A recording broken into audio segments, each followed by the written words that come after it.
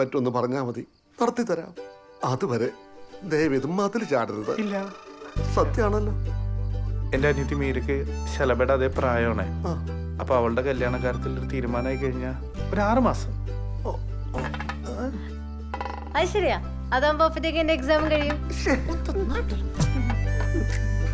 ശരി.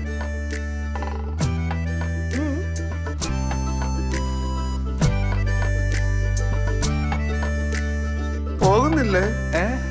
ആ, പോവാം. ആ.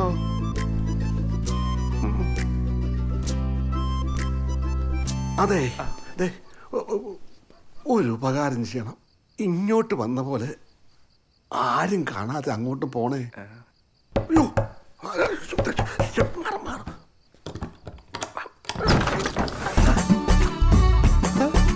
ഞായറാഴ്ച പത്തരക്കല്ലേ കരയോഗ മീറ്റിംഗ് പ്രസിഡന്റ്.